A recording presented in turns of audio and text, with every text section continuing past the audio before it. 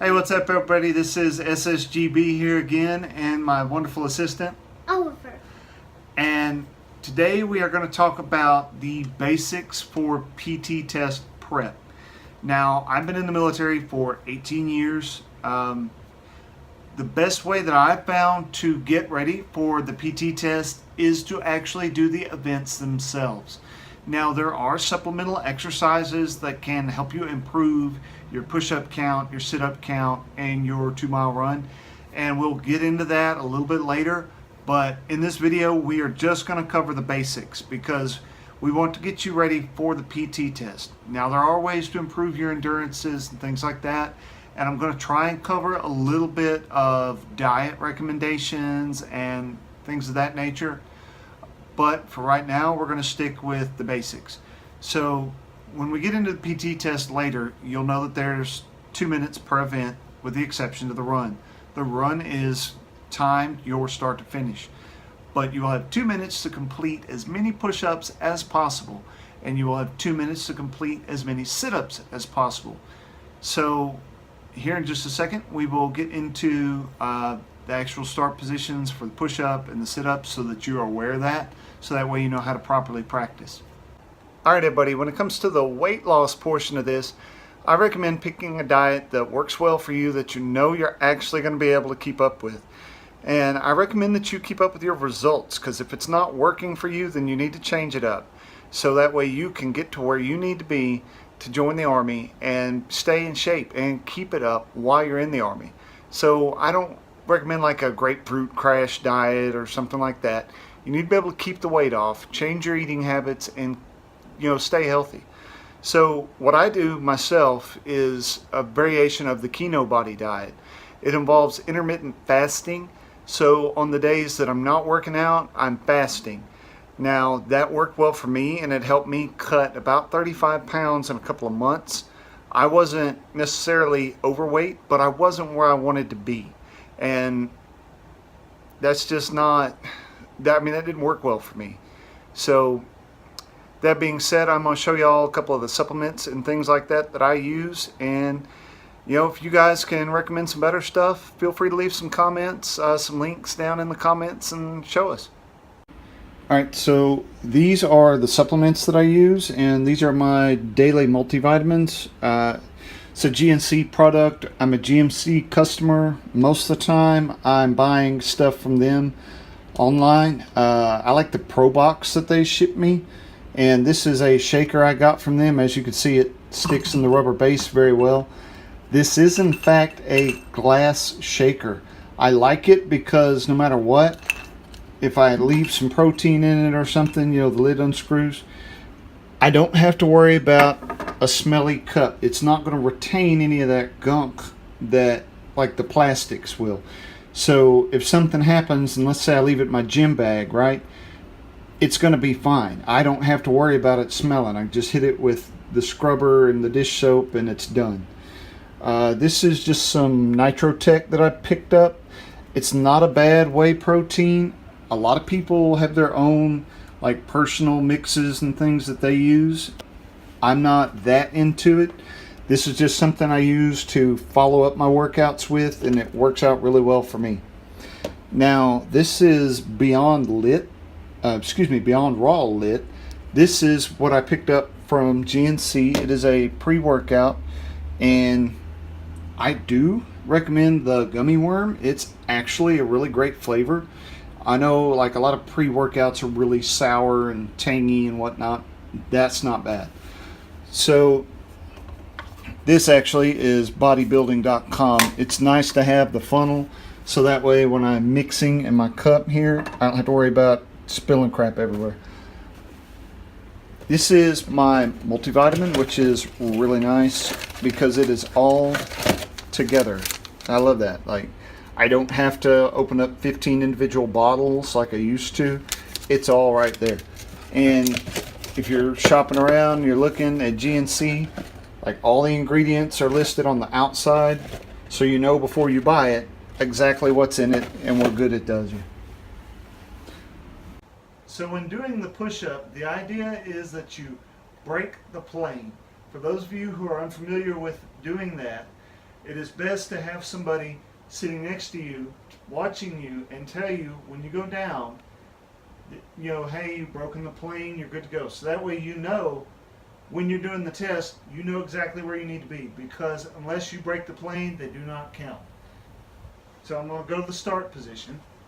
This is how you will start. You keep your body in a general straight fashion. None of this, none of this, no one arm, none of that, okay? So this is how you're going to practice, so that way when the test comes around, you're good to go. All right, so I'm going to go down.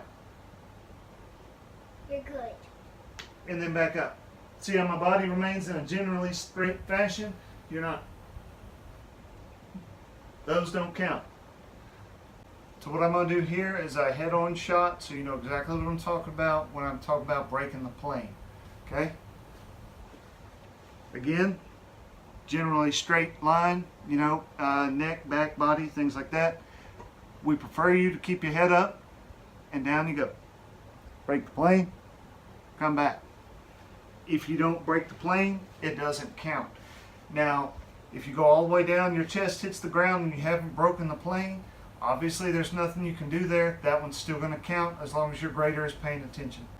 So one of the best practice methods that I've found through the years for practicing the push-up is actually the perfect push-up, the hand holders. I'm not sure if that's the technical term or not, but I will try and link the description or something in the actual description on the video.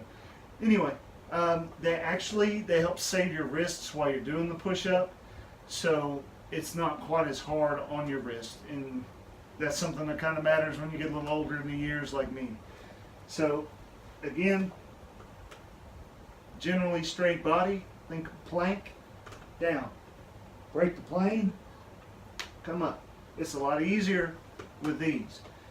So they're not a bad investment, but you know, if you don't have the money, you don't have the money. But it helps you get ready, and you're still breaking the plane. That's still the same general motion. Now, the next exercise that you'll be doing will be the sit-up. So best practices for the sit-up, again, are the actual event itself. Now, there are weight-assisted sit-ups and different exercises that you can do to enhance, but it's best to practice the exact same way you're going to do it on the test. So again, I have my wonderful assistant here, and we're going to go through this. Now, when the Army has the PT test and you're required to do the sit-up, you're going to be doing it fingers interlaced behind the head. So that's where we're going to start this out.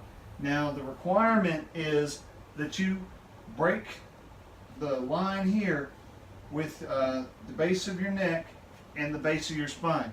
So if you want your feet out here, I wouldn't recommend it because you have farther to go, but once you break that plane, you're fine.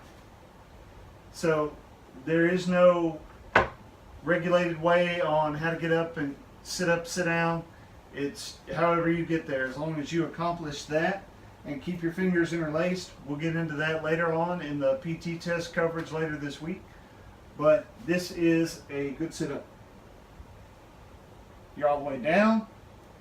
You make contact. The backs of your shoulder blades are good. Up you go.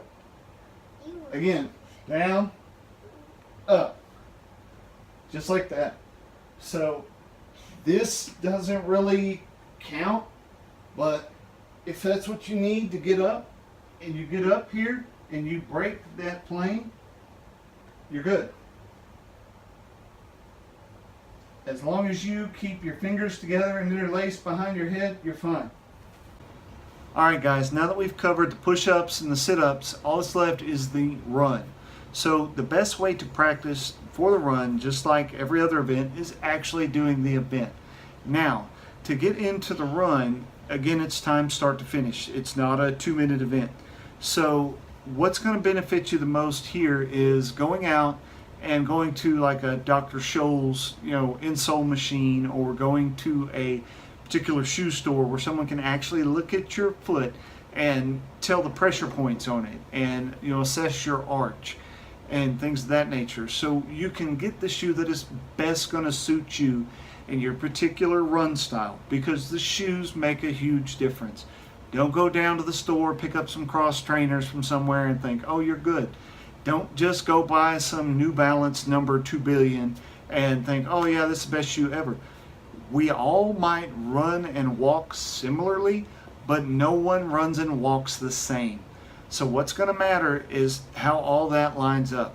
It's going to make a huge difference. I used to think that, oh, if I go run, I've just got some cross trainers, they're Jordans, they look awesome.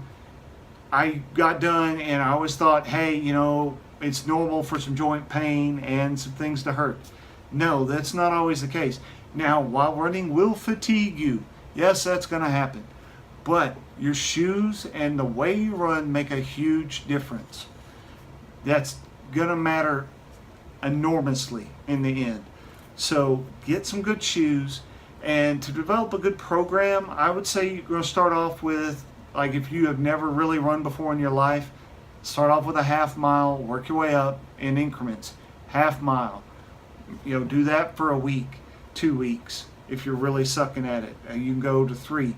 Then I would bump up to the mile within, you know, those couple of weeks. And then again, just like starting out, you're going to run that mile for a couple of weeks, and then you're going to bump up to the another half mile, excuse me. So you're going to be running 1.5 miles in a couple of weeks. Sounds like a lot, but it's really not that much, because the Army's base is 2 miles. That's what they're going to assess you on. So once you've gotten to your 1.5 mile mark in a couple of weeks, you're going to want to bump up to the 2 mile.